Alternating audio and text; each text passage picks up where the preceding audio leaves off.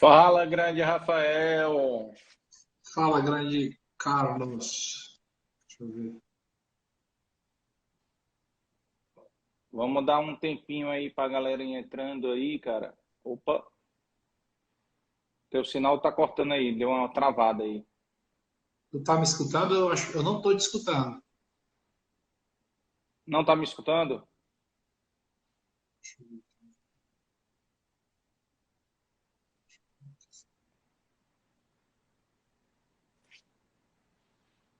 Tá ouvindo agora? Tá ouvindo? Agora eu tô, meu filho. Agora eu tô. Tô sim. Pronto. E aí, tu Tu tá me tranquilo? escutando? Tô. Tudo maravilha, meu querido. Só ajeitando aqui um pouquinho aqui. Pronto. Peraí. E aí, olha aqui, em sua homenagem, ouvindo os dois aí, o Denis Frota tá dizendo que tá ouvindo os dois, ó.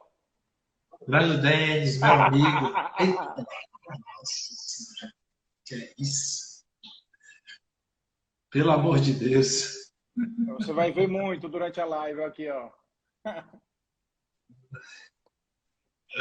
Eu sei que você tá com uma dor aí, uma dor profunda no seu coração aí, que seu time lhe deixou na mão, né? Mas Tá acontece, difícil, tá acontece. difícil, tá difícil. É, cara, é. Mas se Deus quiser, o ferrinho aí vai chegar junto. Acho que não, viu? Acho que não. Mas Tô vamos, torcendo aqui vamos. pro meu ferrão. Eita, agora tu tá em cima do muro agora, né? Meu ferrão até a morte. Ei, tá travando um pouco teu som, cara. Tu tá no, tá ok aí? Tá, Tá travando? o teu retorno aqui, teu som tava travando um pouquinho. Ó, só te pedindo aí pra gente começar logo, coloca no modo avião, para não correr o risco de ter uma. Tá.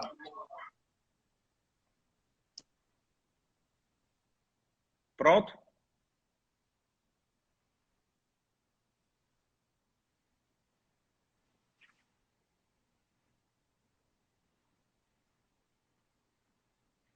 Alô, alô, alô?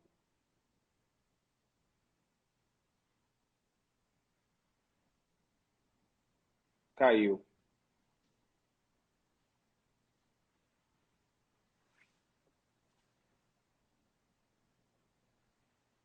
Peraí, convidar ele aqui de novo.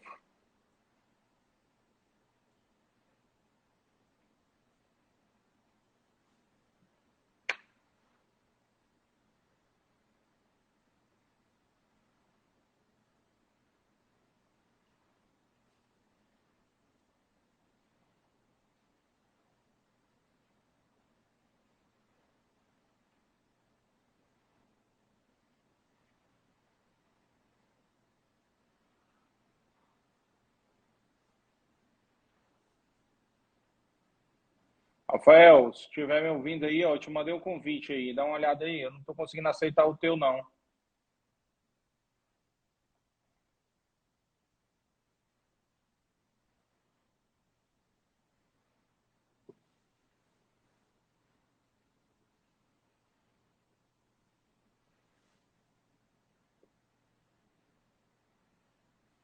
Entra aí no. Eu tô vendo aqui que tu fez, cara, mas não consigo. Rafael Timóteo não consegue participar, tá dando aqui. Calma aí, tu colocou no modo avião, mas tu tava no 3G ou tu tava no Wi-Fi, cara?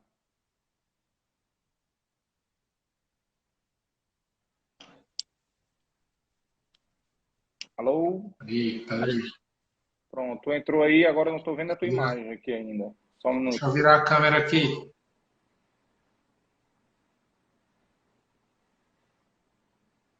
Aí, opa, peraí de novo. Aí, foi. Tua imagem não tá aparecendo aqui pra mim não, cara. Peraí. Agora, peraí, vai aparecer aí. Pra mim já tá ok. tá vendo as duas? Eu não tô vendo, eu não tô te vendo aqui na tela. Eu tô vendo as duas. Tô te vendo e tô me vendo. Cara, tem alguma coisa errada aqui. Só um minutinho, cara. Beleza. Vamos fazer o seguinte. Eu tirei do modo avião. Tá. Não, faz o seguinte, sai e entra de novo. Tá, eu tirei do modo avião porque tava. Tu tava Acho no que caiu a 3G, né? internet. Tu tava no 3G, né? É porque eu pensava que tu tava no Wi-Fi.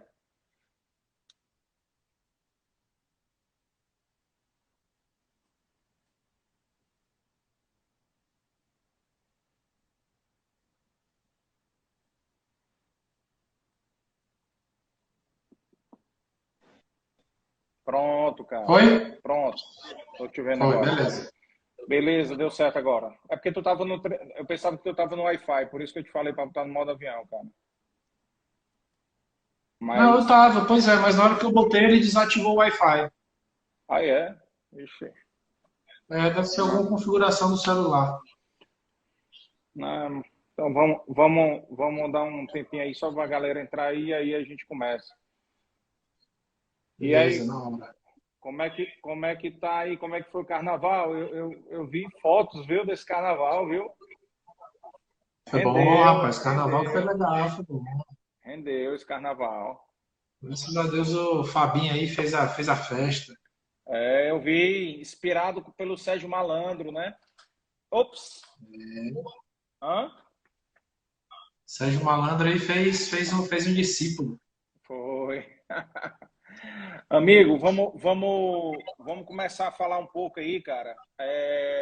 Vamos nessa. Pessoal que estiver entrando aí, primeiramente pedindo aí para vocês seguirem aí o Dei Valor Podcast e seguirem também aí o Rafael Timóteo, certo? Então, quem está entrando na live, quem está vendo depois também, então vocês seguem aí. Um fisioterapeuta renomado aqui de Fortaleza, na área esportiva. Vamos entrar um pouco aí nessa área aí, conhecer um pouquinho dele, vamos conhecer um pouquinho da história do Rafael. Então, contar um pouquinho aí a tua história. Rafael, de onde é que você veio, amigo? Tu é daqui de Fortaleza? Conta aí um pouquinho da tua história aí. Obrigado. Pessoal, primeiramente, boa tarde a vocês.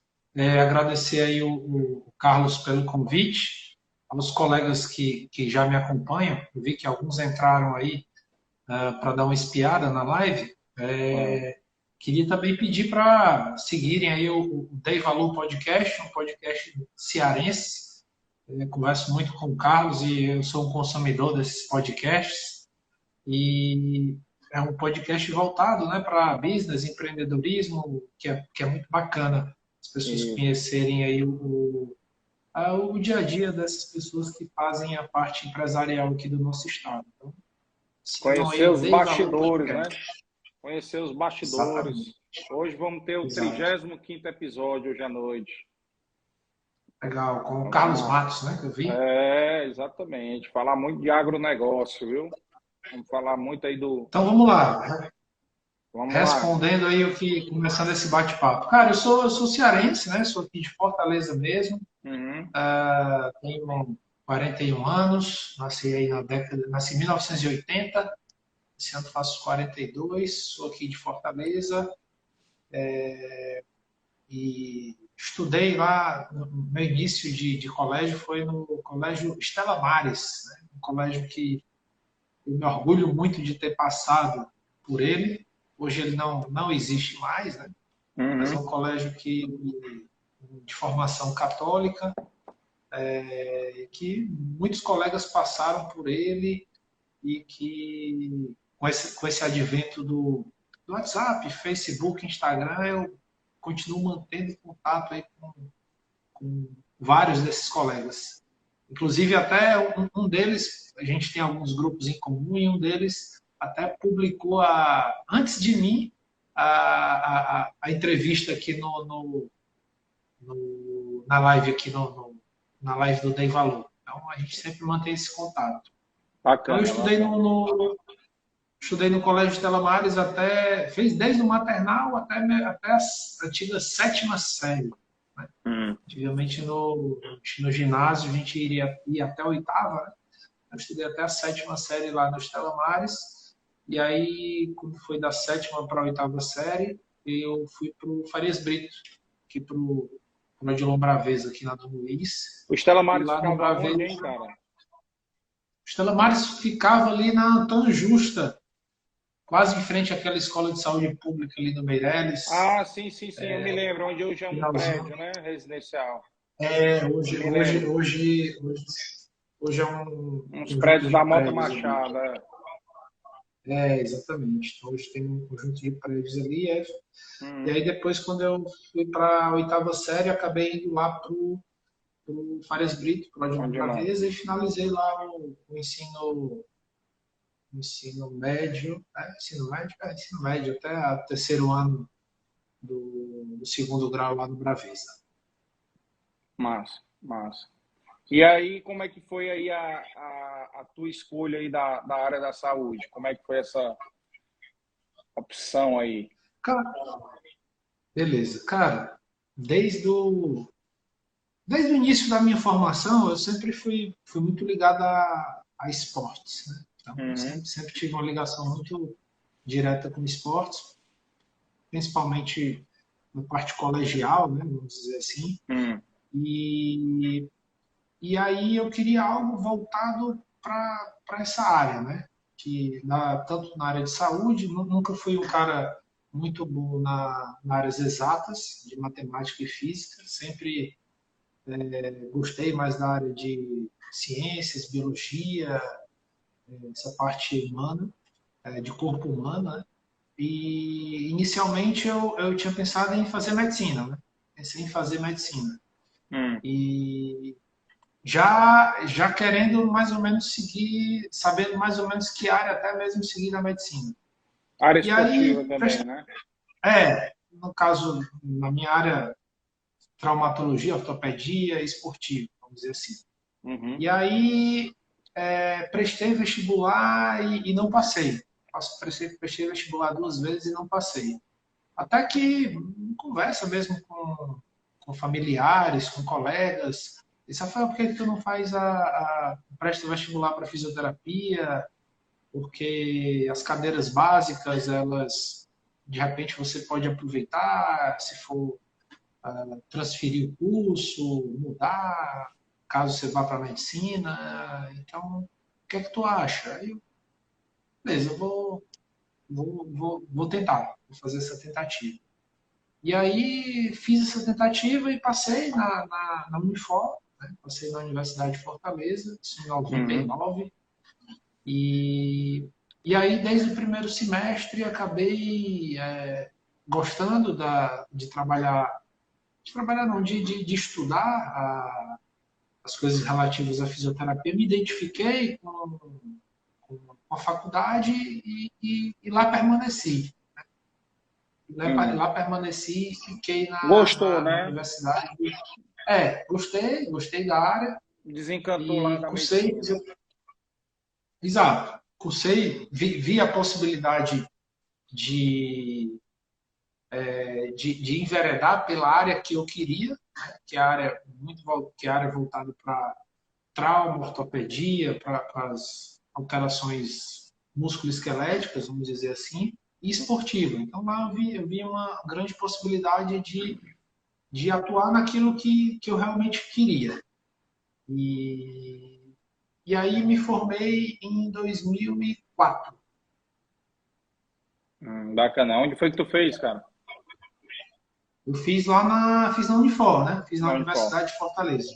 Massa. Exato, universidade que assim, me proporcionou uma abertura enorme em vários quesitos, né? Hum. Desde questões voltadas para centros acadêmicos na época de faculdade. Tive a oportunidade de participar dessa linha de diretório acadêmico, centro acadêmico. Tive a oportunidade de trabalhar em áreas de extensão dentro da universidade, voltada até para o esporte, Uhum. acompanhar o time da Unifor, de futebol de campo, futebol de salão. Então, por ser universidade, na época a gente tinha basicamente era o UFC, o S e o Unifor, né? Eram as É. três três maiores.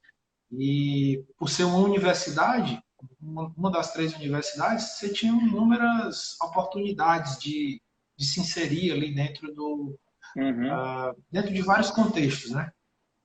sim. E você foi meu contemporâneo, que eu também fiz o Unifor, sendo que eu me formei em 2005. Me formei Ó, um ano depois de ti. E como é que foi na saída da Unifor? Tu já foi se especializar na área?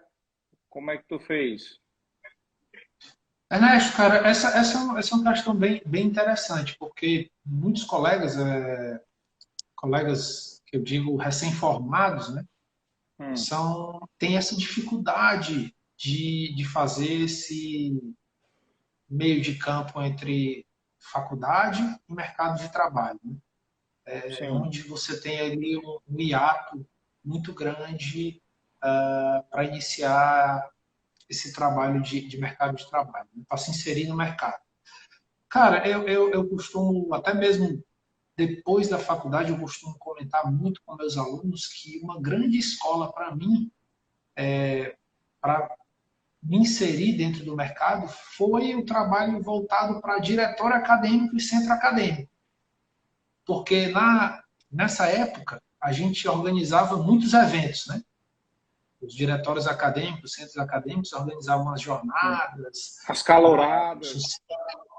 as caloradas, os simpósios. É, E foi através desse tipo de trabalho que eu tive a oportunidade de ter contato, na época, com os principais profissionais da área que eu gostava do Brasil. Então, eu consegui ter certo. esse contato.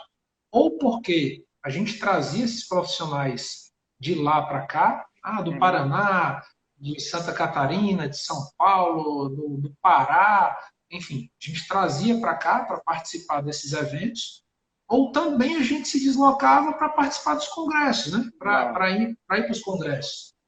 Então, naquele momento em que eu tive a oportunidade de ter contato com esses outros profissionais, eu pude ter espelhos. Então, eu pude me encantar por alguns profissionais. E aí é muito bacana quando você tem referência. Quando você olha assim, cara, esse cara aqui é a minha referência, é a pessoa que eu quero seguir, é a pessoa que eu quero me basear. E foi aí que eu me e baseei quem por um foi tua colega. referência? Minha referência foi o professor Afonso Salgado, que é um cara do Paraná. Ele é um fisioterapeuta de vanguarda, assim, que ele basicamente trouxe para o Brasil diversas técnicas que hoje a gente conhece, como osteopatia, RPG, cadeias musculares, enfim. Ele tinha essa facilidade, ele morou uma época na França, então ele fazia esse intercâmbio. E aí foi o profissional que eu me identifiquei, Uhum, para iniciar. E dentro dessas técnicas que ele trabalhava, ele trouxe aqui para o Brasil uma técnica de confecção de palmilhas, né? Que é você confeccionar palmilhas voltada para organizar a postura do corpo, digamos assim. E naquela época, 2004, não existia isso aqui no Ceará, não uhum. existia. E aí, poxa, a gente teve contato com esse profissional, tivemos contato com a metodologia, e aí, pô, não tem aqui em Fortaleza, não tem no Ceará, esse cara, vamos. A oportunidade. É uma oportunidade, né? É uma oportunidade e é interessante. Então, eu, juntamente com mais um colega, que hoje não mora mais aqui, tivemos assim uma audácia de não, vamos conversar com esse profissional para ver se a gente faz um estágio lá, se a gente faz um período de aprendizado. E aí ele nos aceitou e nós passamos aí 30 dias em Londrina, no Paraná, Uhum. aprendendo um pouco sobre essa metodologia, aprendendo um pouco sobre essa técnica e tendo a certeza de que aquilo era o que a gente queria, aquilo era o que a gente queria trazer para Fortaleza. Então, essa saída do mercado de trabalho, ou, perdão, essa saída da faculdade, ela foi através de uma oportunidade, como você falou, aglutinado, juntado com o nosso desejo, com a nossa empatia pelo que a gente queria. Então, foram as duas coisas. Isso é legal porque você juntar aquilo que você quer fazer com a oportunidade, eu acho que é um casamento perfeito, né? Total. Muitas vezes a gente vê a oportunidade, mas não é aquilo que você quer. Exato. E aí, se você não coloca, sei lá, um pouco de paixão, de tesão pelo negócio, acaba não vingando, né? Então, Muita foi gente, essa junção, cara. muita gente passa a vida Se a toda gente nessa não... busca, né, cara? Exato, exatamente. É. Exatamente. Sempre há aquela dúvida, né? Eu vou para aquilo que me dá tesão ou eu vou aquilo para que me Dá dá dinheiro, dinheiro. né? E você O ideal é você juntar as duas coisas, né? é o ideal. Agora, nem sempre é fácil, né? Pelo contrário, não é fácil, né? Você tem que Não é ser, fácil. não, tem que ser muito perseverante, resiliente, né, Rafael?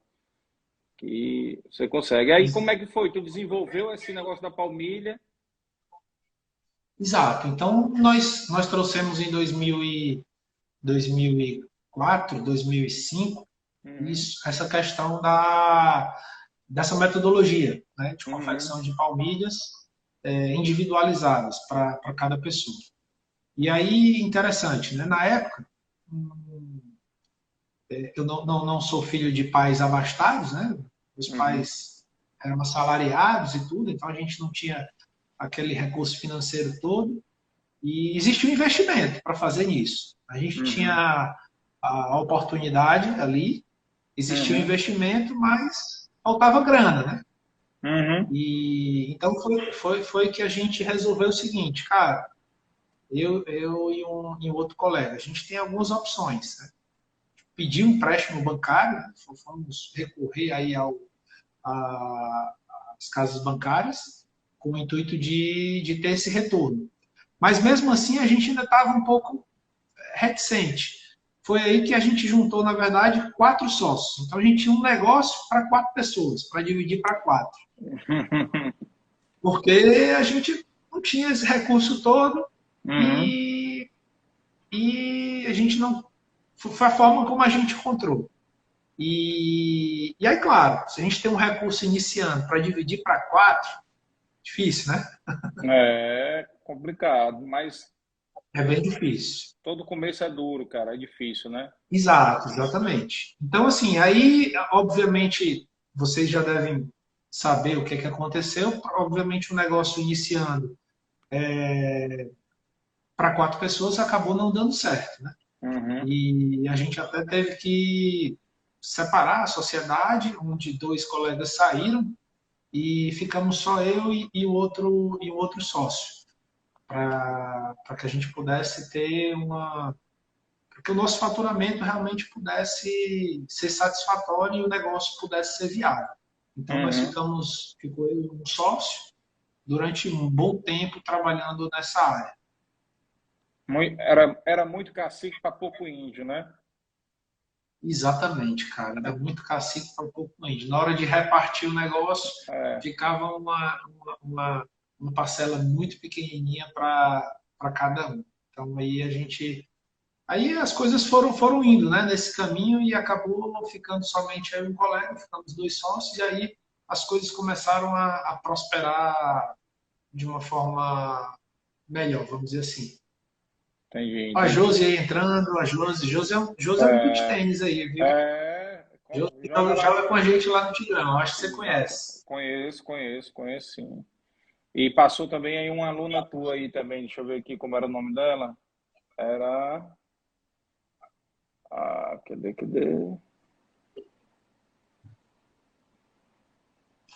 Vixe, Maria. Acho que passou a Priscila, eu acho. Priscila. Era Priscila. Isso, Priscila foi minha funcionária aqui no Tá consultório. aqui. Priscila. E aí, cara, e aí, hoje em dia, o teu público maior é o pessoal corredor, como é que tá hoje? Porque até interessante as pessoas entenderem também, cara, porque qual é o papel, né, do fisioterapeuta esportivo, né? Porque às vezes a pessoa acha, não, fisioterapeuta esportivo é só para atleta de clube, de futebol, não sei o quê.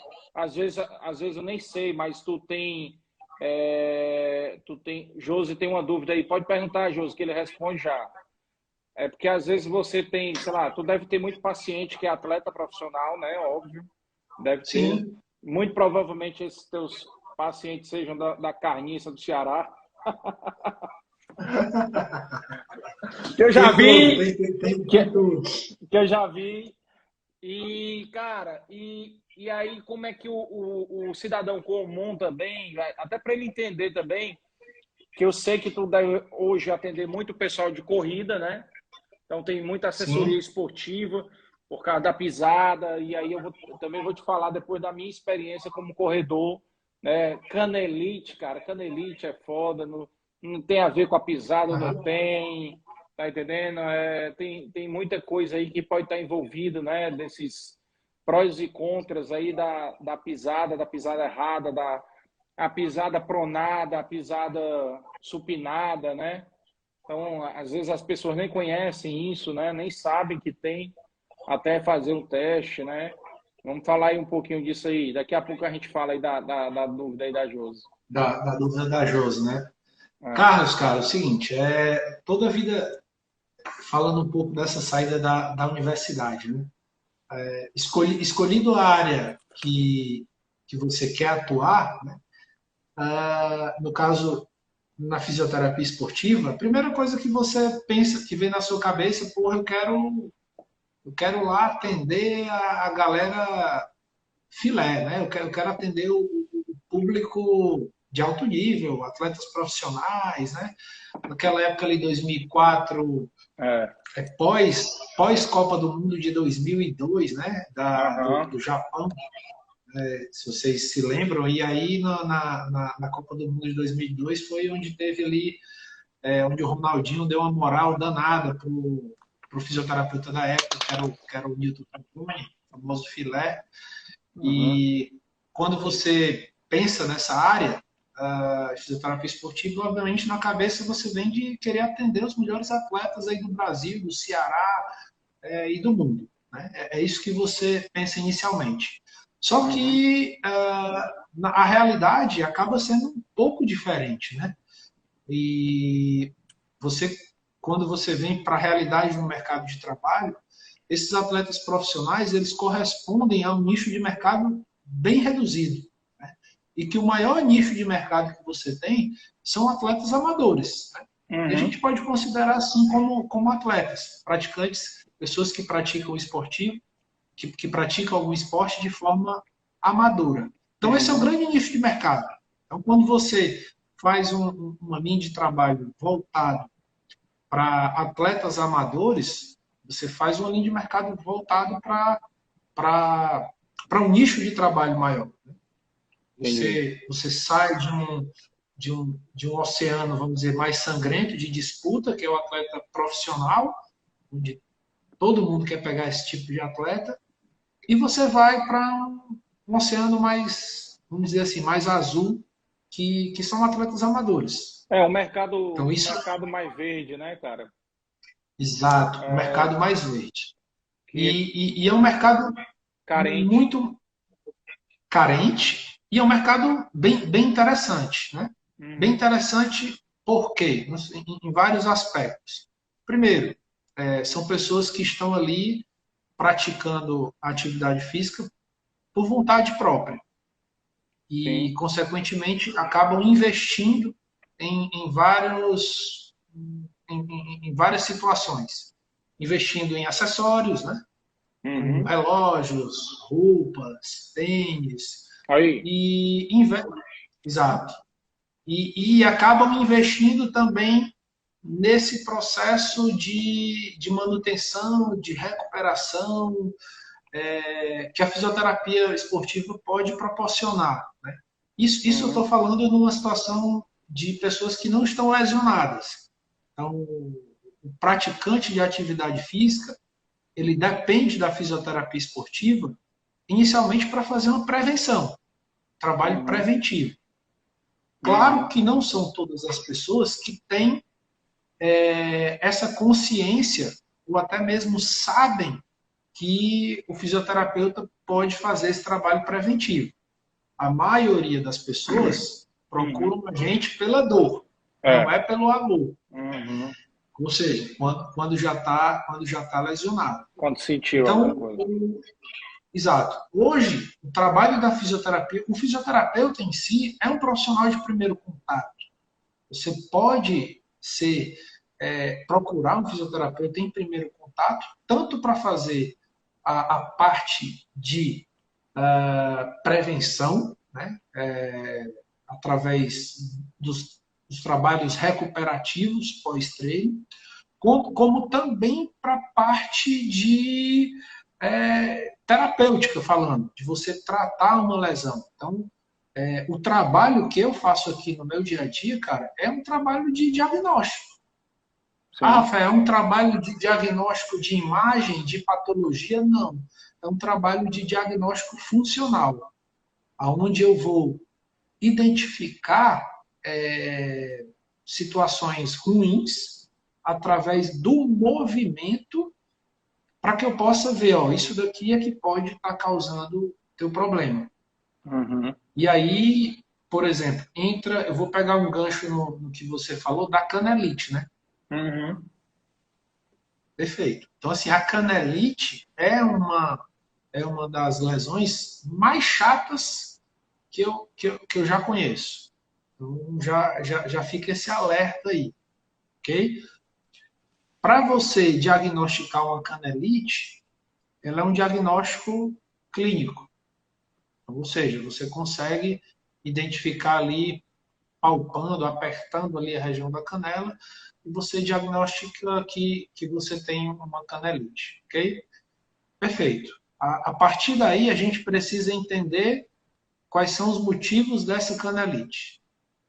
Bom, e aí, muitas vezes, os praticantes de atividade física me procuram para que a gente possa entender esse motivo.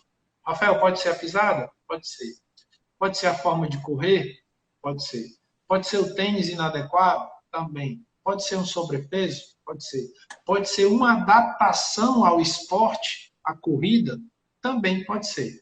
Então a gente precisa Pode ser definir tudo quais são junto esses. também. Também, também.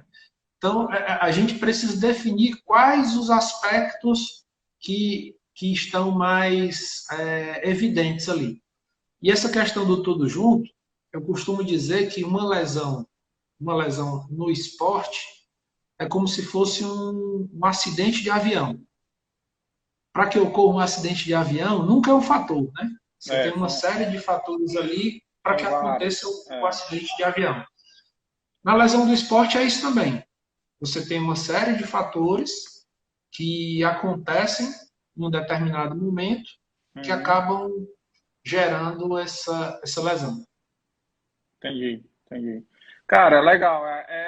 Assim, as pessoas pouco dão importância. Eu sou realmente também, que aí eu faço a minha meia-culpa aí, que a gente. Eu nunca fui no fisioterapeuta pensando nessa parte preventiva, né? Ah, nosso Sérgio Malandro entrou aí, Sérgio Malandro cearense aí, o famoso Fabinho, Fabiano. grande Fabinho tá aí, sucesso. Só falar aqui a pergunta da Josi ali, eu me lembro da pergunta da Josi, só para não esquecer logo a pergunta dela, a gente continuar o papo. A pergunta dela é o seguinte: o filho dela se acha baixinho. E aí ela pergunta se pode comprar palmilha para ele usar. Josi, assim, primeiro, né, a gente precisa ver qual a idade que essa criança tem, né? Por exemplo, se ela tiver em fase de crescimento ainda, eu preciso verificar que tipo de palmilha irá se comprar. O mercado hoje tem aqueles saltinho, né? Como se fosse Sim. da mesma forma que existe o salto feminino, existe um salto masculino, tá? Então, assim, se ele tiver em crescimento, não recomendaria isso daí, porque, de repente, esse Matricula ele saltinho no masculino, basquete ou no vôlei. esse saltinho masculino talvez possa gerar algum desequilíbrio, alguma situação não muito favorável. Esse saltinho Porque masculino pode ser pro Fabinho aí, né? de repente pode ser, pode ser. Já se ele está já numa fase adulta, É, então se ele já está ali e se incomoda um pouco com isso, talvez seja mais tranquilo fazer isso daí. entendi, entendi. Mas assim, tudo que você coloca no pé, na base de sustentação, assim como em outros locais do corpo, geram repercussões, tá? Isso daí, Em sem todo o dúvida corpo, nenhuma. né, cara? Exato. Você estando em fase adulta ou em fase de maturação ainda. Isso daí você vai ter repercussão. Quantos O anos corpo ele vai ter que se tem, adaptar de Josi? alguma forma. A Josi tá aí. Quantos anos ele tem, Josi? Que aí tu já se adequa. Agora tem uma coisa também, cara, que aí a repercussão. Eu vou lhe dar um exemplo pessoal de uma lesão que eu tive. Eu não sabia o que que era lombalgia. Até, Sim. até eu um dia eu estava morando fora, jogando vôlei. Não, eu estava fazendo 12 anos, ó. Eu estava jogando vôlei na seleção do time da minha escola, no intercâmbio que eu estava fazendo nos Estados Unidos. E aí eu pulei para cortar a bola, né? Eu estava na atacante, né? E aí eu pulei para cortar a bola. Quando eu cortei a bola, certo? E pisei no chão, cara, eu senti uma dor na lombar que eu não consegui mais ficar em pé, entendeu? E aí eu não sei se a lombalgia ela está diretamente ligada também à pisada, à maneira como você. Eu sei que também tem um excesso de peso, mas na época eu não tinha excesso de peso. Eu tinha na época 17 anos e tinha a mesma altura que eu tenho hoje, com, sei lá, 50 quilos a menos, certo? Então, cara, eu não tinha excesso de peso. Aí por que que deu essa lombalgia, tá entendendo? E coisa que eu senti durante Sim. muito tempo, muito tempo. Não sei se tem a ver aí diretamente com a pisada, com alongamento, o que que a fisioterapia esportiva ela pode nos ajudar a prevenir, entendeu? Esse tipo de lesão ou Ok. de problema de saúde. Carlos, por exemplo, vamos pegar esse teu exemplo que você colocou. Toda lesão esportiva, a gente precisa entender qual é o mecanismo que provocou essa lesão, primeiro fato, né? Se teve um Certo? mecanismo que provocou, segunda situação é ver qual é a mecânica do esporte, como são os gestos desse esporte. Então, vou te dar um exemplo, sei lá, do vôlei. Tu subiu para atacar a bola e de repente lá na hora de descer, tu desceu e apoiou sobre uma perna. E na hora que tu se apoiou, por exemplo, tu inclinou o teu tronco aqui para o lado, porque tu se desequilibrou, atacou a bola desequilibrada e tu girou o tronco rapidamente. Hum, Então, é possível que esse girado de tronco, por um movimento mais brusco, tenha gerado aí um espasmo da musculatura, por exemplo, entendi. ou uma compressão indevida naquele momento, naquele gesto, ok? Então, isso daí, o que é que a fisioterapia esportiva pode fazer? Em primeiro lugar, a gente tem que analisar a condição que foi gerada essa lesão. Se foi por uma situação inesperada, um ataque em desequilíbrio, por exemplo, tu É, atacou e se desequilibrou. Ok, foi uma situação específica. Ou se é o teu gesto de atacar, que é frequentemente daquele jeito e que precisa ser corrigido, uhum, precisa ser ajustado, precisa ser adaptado à tua situação, às tuas características, ao teu tipo de jogo, à tua altura, etc. Isso é um trabalho feito também pela fisioterapia. Ponto. E aí, importante. claro, logo em seguida, fazer um trabalho de recuperação desse atleta. Fazer todo o trabalho de recuperação desse atleta. E aí a pergunta que você colocou, Rafael, uma questão de pisada pode ser causador de uma lombalgia, como é o caso aí que você citou? Existe uma situação que ela pode acontecer de forma mais clara, que seria uma perna mais curta do que a outra. Tá? Você tem uma perna menor e uma outra maior, consequentemente. Esses casos, sim, você pode ter uma lombalgia e até mesmo desenvolver o que nós chamamos de escoliose, né? Aquele desvio da coluna em função dessa diferença entre uma perna e outra. Então, esse é o caso mais claro que eu vejo de causa de lombalgia. Há outros casos que podem acontecer em função da pisada? Podem, mas aí entraria muito naquela combinação de fatores que eu comentei anteriormente. E aí a pisada seria uma gota num copo cheio. Cara, assim, esse mercado de esporte amador está crescendo muito, né? Em várias modalidades, né? Então, a facilidade das pessoas terem lesões está aumentando, né? A frequência, né?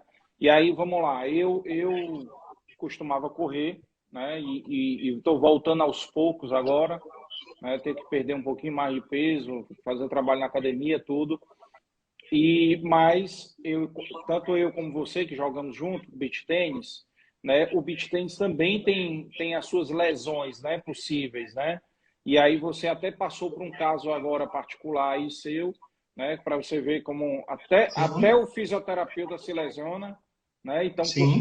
por que a gente que não vai se lesionar, né?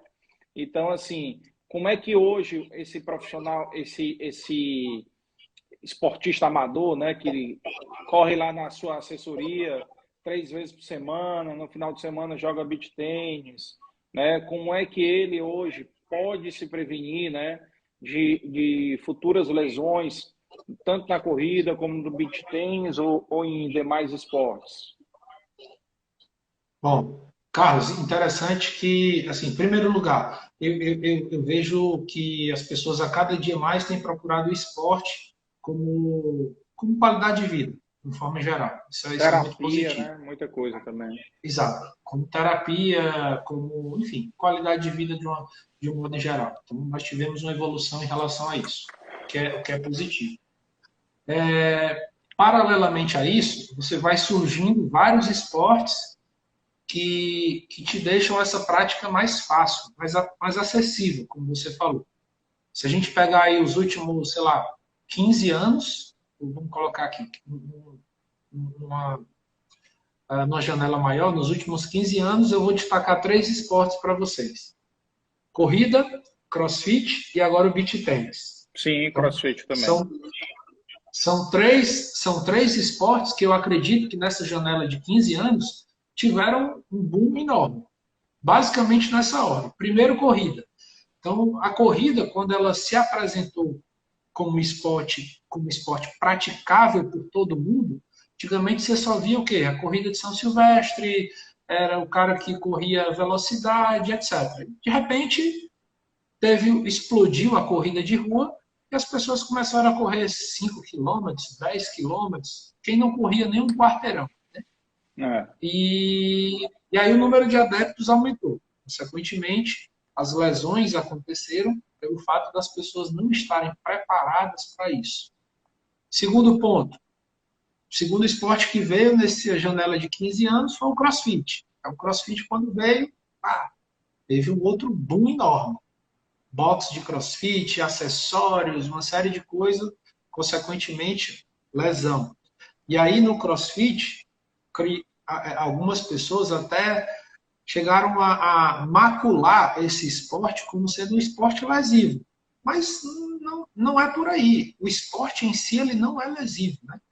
As pessoas eram que se lesionavam ou por falta de orientação, ou por querer ultrapassar os seus limites, ou muitas vezes pelo professor não impor esses limites e essas regras. Talvez isso daí você tenha até conversado um pouquinho com a Desirê sobre isso. Mas o CrossFit não é o vilão da história. Não é, de forma nenhuma. O esporte não é. E aí vem o terceiro, que é o beach tennis, né? Que é hoje a nova febre do mercado, que ainda tem muito a se crescer. Esporte democrático, você pratica com a família, é, muito acessível, né? Você É, tem as barato. cidades litorâneas e não litorâneas investindo nesse esporte. E relativamente, em relação a preço, também é um esporte acessível. Você compra aí uma raquete por um custo relativamente barato. E aí, como esse esporte acaba sendo uma nova febre, você vem as duas coisas. O verme, né? O vício, aqui no Ceará a gente chama de verme, né? Uhum. Tem gente de fora às vezes assistindo, mas é o verme, e as lesões, né? Você não saber parar. E no caso do beach tennis, eu faço a mesma comparação que eu já fiz, que eu já faço há 10 anos com a corrida, que é o quê? O cara começa a praticar, mas ele não tem o histórico de esporte enraizado, ele não conhece os limites do seu corpo, e ele quer jogar, quer praticar, e não conhece as características do seu corpo. Isso é péssimo, Uhum. porque ele vai se lesionar em função disso, por não conhecer. E aí o que, que acontece?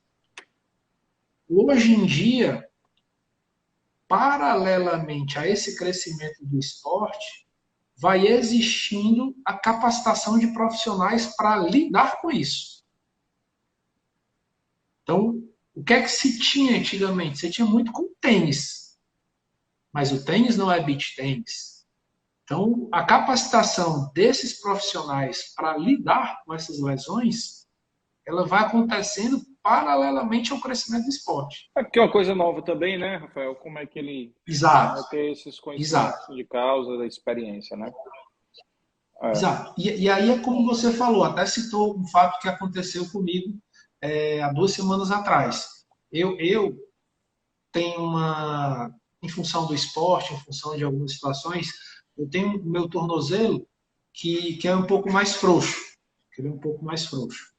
E aí eu faço um trabalho para suportar isso daí, mas o Fortalecimento. fato de jogar fortalecimento e tudo, e você jogar beach tennis, você joga numa areia que é instável, cheia de buraco. Sim. E eu sempre tive esse receio de torcer. E em um ano e meio que eu jogo, graças a Deus nunca tinha torcido. Até que há 2 semanas atrás eu fui sacar, saltei e tive essa torção. Uma torção leve, uma torção leve. Mas é algo que isso pode acontecer com qualquer pessoa, né? Qualquer pessoa. Um tipo de lesão muito comum, por quê? Porque você está trabalhando numa areia instável. E a outra lesão muito comum também no beach tennis são as lesões de ombro, né? Ombro e Por causa do cotovelo. movimento da raquete. Exato. A famosa epicondilite, né? Que é a dor aqui na região do cotovelo, o externo e o interno, porque o cara não sabe bater na bola, faz muita força aqui no No punho, punho. então a raquete gera uma vibração e acaba recebendo mais impacto no cotovelo. E o que é que precisa fazer isso daí? Fortalecer a musculatura e ajustar a mecânica do movimento. Você Uhum. aprender a bater na bola. Se você perguntar para um tenista mais experiente por o que é a epicondilite no tênis, o cara vai dizer, é um cara que não sabe bater na bola. Uhum. É. Todo Então, esporte tem isso, a né? gente tem.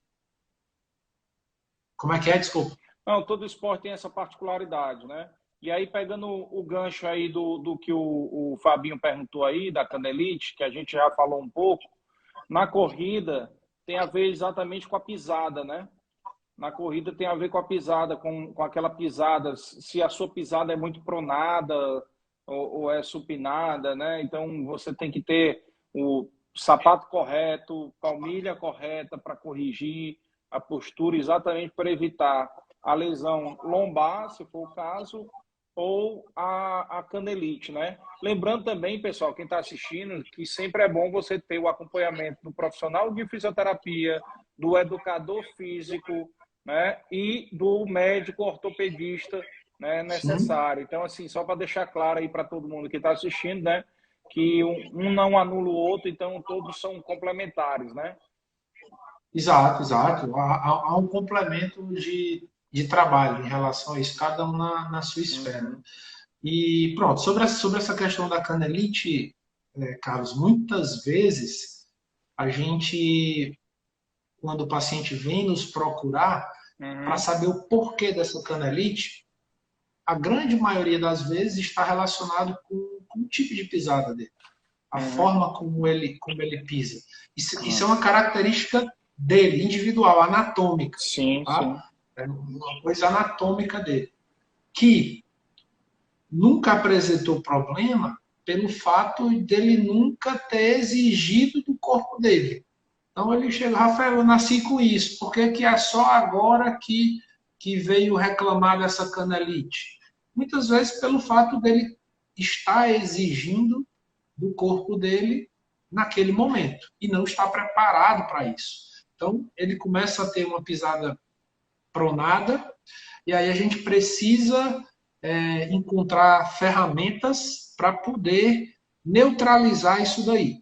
Uma das ferramentas, até como o Fabinho falou, é a palmilha. É algo que é um dos carros-chefes que eu trabalho aqui no consultório. Mas, para deixar bem claro para as pessoas, ela não é a bala de prata, entendeu?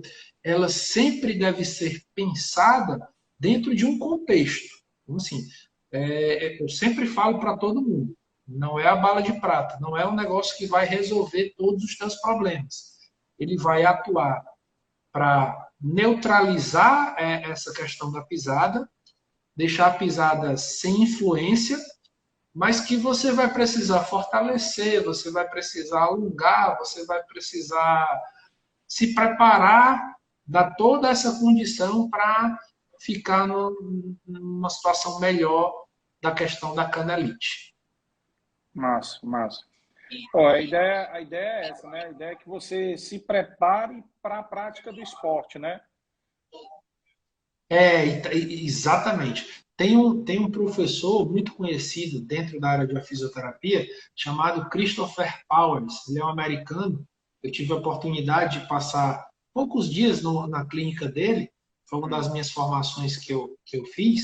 E ele tem uma frase que quase todo mundo repete, né? Relacionada à corrida. Você tem que se preparar para correr e não correr para se preparar. Entendeu? Ah, é verdade. Em todo, Porque né? Em muitas todo. vezes a gente acaba querendo correr para se preparar, né? Eu quero correr para perder peso, eu quero É, correr e não se prepara para aquilo. para aquilo, exatamente. Exatamente. Essa é uma frase muito comum que a gente repete e que eu acho que se encaixa bem aí no perfil principalmente do atleta amador, né? Do atleta Uhum. amador. E aí, pegando o ganchinho dessa questão do atleta amador, atleta profissional, cara, a minha preferência é tratar atleta amador. Eu tenho uma preferência. Se você perguntar, Rafael, entre um atleta profissional e um atleta amador, o que é que tu prefere? Eu prefiro o amador. Eu Uhum. gosto porque são mais receptivos, Sim. ao que você fala e ao que você a forma como você quer conduzir. O atleta profissional, até por já ter uma certa experiência, ele é menos receptivo a algumas coisas. Entendi, entendi.